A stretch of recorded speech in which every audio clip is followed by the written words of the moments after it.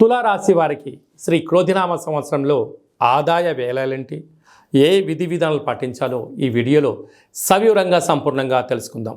తులారాశిలో ఏ నక్షత్రాలు వస్తాయనగా చిత్తా నక్షత్రంలోని 3వ పాదం, 4వ పాదం, స్వాతి నక్షత్రంలోని 4 పాదాలు, విశాఖ నక్షత్రంలోని 1, 2, 3 పాదములు కలిపితే తులారాశి. తులారాశికి అధిపతి శుక్రుడు.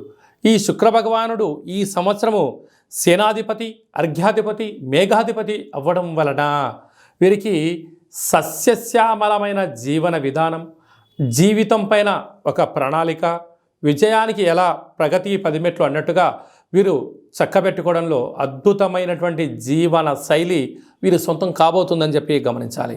కాకపోతే వీరి యొక్క ఆదాయం 2, వ్యయం 8. అధికంగా ఖర్చు పెట్టేటువంటి రాశులలో తులారాశి కూడా ఒకటని చెప్పి గమనించాలి. అంటే ఆదాయం ₹2 ఉంటే ₹8 ఖర్చు పెట్టబోతున్నారు అంటే ₹6 అదనంగా సంపాదించడానికి సమయాన్ని ఏర్పాటు చేసుకోవాలి.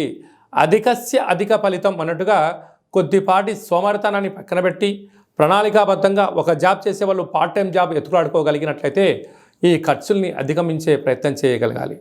లేదు అన్నట్లయితే అప్పులు, రుణ సమస్యలు, రోగ సమస్యలు మిమ్మల్ని వెంటాడే పరిస్థితి అధికంగా ఉంటుంది. తస్మాత్ జాగ్రత్త.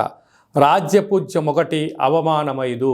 దయచేసి మధ్యవర్తిత్వ కార్యక్రమాలు కానీ, మీరు మధ్యలో ఉండి ఎవరికైనా డబ్బులు ఇప్పించడాలు కానీ, అప్పులు కానీ ఇచ్చారా సర్వము కోల్పోవడం, అప్పిచ్చిన వారు ఆ ప్రాంతం నుంచి వెళ్ళిపోవడం, మీరు ఆర్థిక ఇబ్బందులకు మీరే కేంద్ర బిందువు అవుతారు. కనుక ఈ సంవత్సరము వీలైనంత వరకు అప్పులు ఇవ్వద్దు, అప్పులు తెచ్చుకోవద్దు, వ్యసనానికి దూరంగా ఉండండి. ఖర్చును క్రమబద్ధీకరించుకోగలిగినట్లయితే రాబోయే కాలం మంచి కాలం అని చెప్పి మీరు గమనించగలగాలి. అలాగా చిత్తా నక్షత్ర జాతకులకు ఆరోగ్య పరిస్థితి చాలా బాగుంటుంది. స్వాతి నక్షత్ర జాతకులకు మధ్యసున్న కారణం వలన మనోవేదన, ఈ పని చేయాలా చేయకూడదా, చేస్తే ఏమవుతుంది, చేయకపోతే ఏమవుతుంది అనేటువంటి మానసికమైన సంఘర్షణలో మీరు ఉండేటువంటి పరిస్థితి ఉంటుంది. కనుక ఏదైనా తెలిస్తే చేయండి, లేకుంటే తల్లిదండ్రులను కానీ, గురువులను కానీ, ఆధ్యాత్మికవేత్తలు కానీ, మీరు ఏదైతే వృత్తులు చేస్తున్నారో ఎక్స్పర్ట్స్తో, నిపుణులతో సలహా తీసుకొని పనిచేసినట్లయితే ఈ మనోవేదనకు దూరం అయ్యే పరిస్థితి అధికంగా ఉంటుంది. విశాఖ నక్షత్ర జాతకులకు డిసెంబర్ వరకు బాగుంటుంది. డిసెంబర్ నుంచి తిరిగి ఉగాది పండుగ వరకు చివరి సున్నా కావడం వలన రోగము, ఇబ్బందులు, ఆర్థిక పరిస్థితులు, వాహన ప్రమాదాలు, సర్జరీలు జరిగే పరిస్థితి ఉంటుంది.